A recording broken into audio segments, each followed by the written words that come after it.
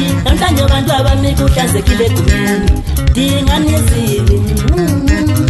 injala ngifuyela ukukonkona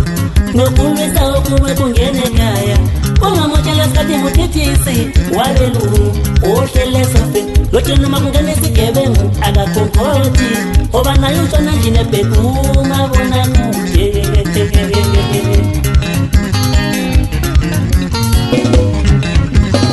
izibi zikanyelela ngaphandle akekho umzalo ngathi namhlanje abantu abami kuhlanzekile kumeni dinganizili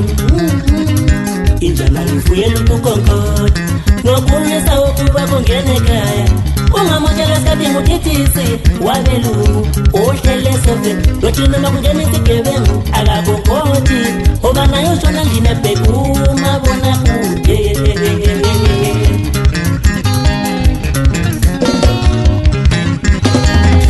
umzanza kakhalelwa kukalelwa umenziwa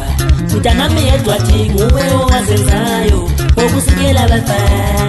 besidlalela ibhola labo emagrawundini wabahluta lona wazolikiyela endlini yakho bekwindlu yakho isidlala iqekezwa njalo nje yilabo bafana bafuna ibhola labo bafuna ibhola labo bafuna ibhola labo bafuna ibhola labo bafuna ibhola labo bafuna ibhola labo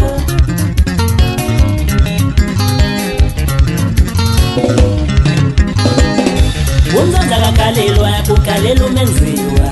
mntanami yedwa thi nguwe owazenzayo ngokusikela abafana besidlalela ibhola labo emagrawundini wabahluta lona wazolikiyela endlini yakho bekwindlu yakho isihlala iqekezwa njalo nje yilabo bafana bafuna ibhola labo bafuna ibhola labo bafuna ibhola labo bafuna ibhola labo bafuna ibhola labo bafuna ibhola labo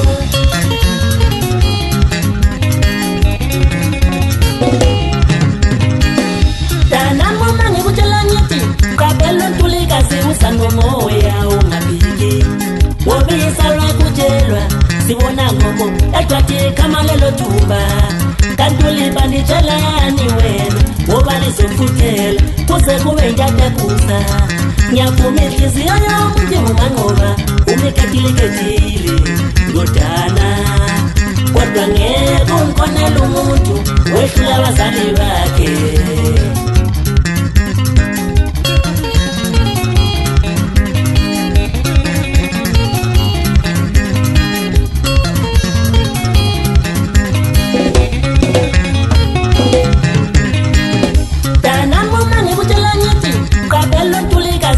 nomoya ungabiki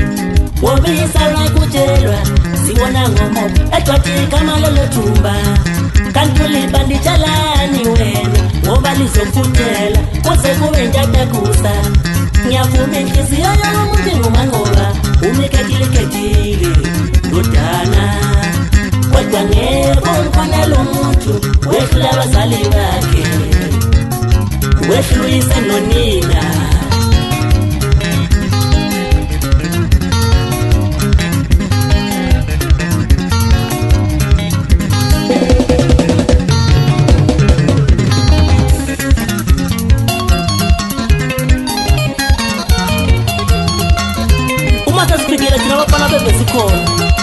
lodilika intaba kazi impene zolalapha ngoba ngihamba nomabutho dube Siva Malazi Shika the Maestro Tipo Imloto Khobani Dube Reason Mangobe Kanyelo Njabulo Sikhosana Wetimolu ke General Dila Malumalo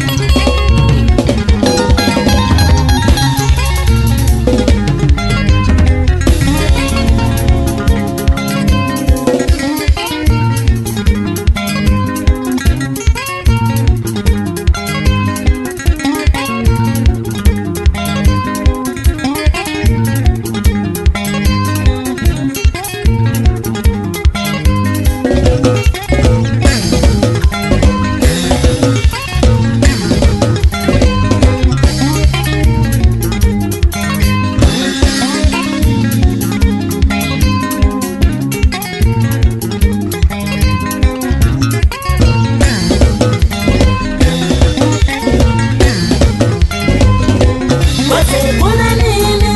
udliwa ngumzwangedwa ulokuthi abantu bazothini umunga kotsha umadube kongespendi mntanami izinqumo zakho ufana nonompembe wathangiweyo wathi nankameketi ndoda wayibeka phansi aqhayizana angivuka ndoda lona ngalo wesizizwe kanami ungakhohlwa ukuthi imibono yabantu ayifani neze bakhona bazothi unompembe bayiqondingana mlotshani abanye bethi isinqumo sakhe ngumanqoba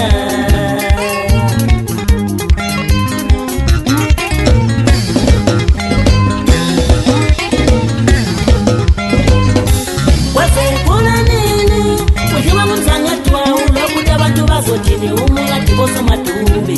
kongespendi mntanami izinqumo zakho ufana nonompembe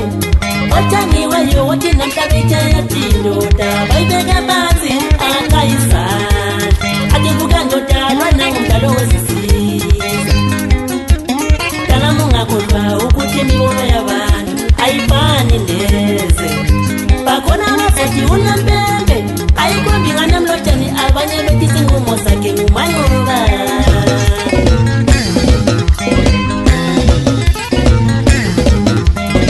bakhona bathuma kudumisulu baphathe ehlanyelo ngezandla womndaba zabantu kanami ungakhohliswa ngamakhe kakhohlakhe ngethi esalole esifayini sakho ngeyakho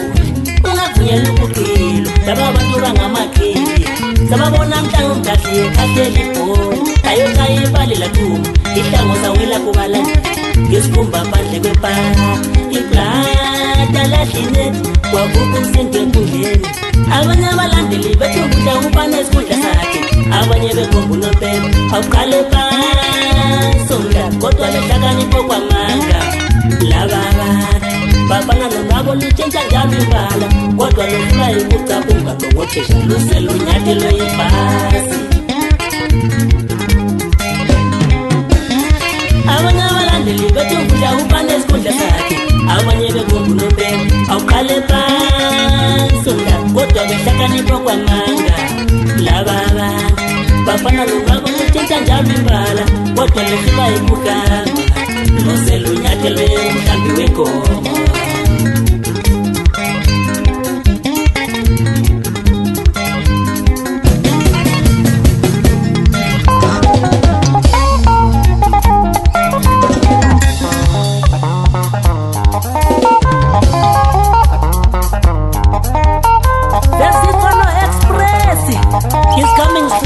but sure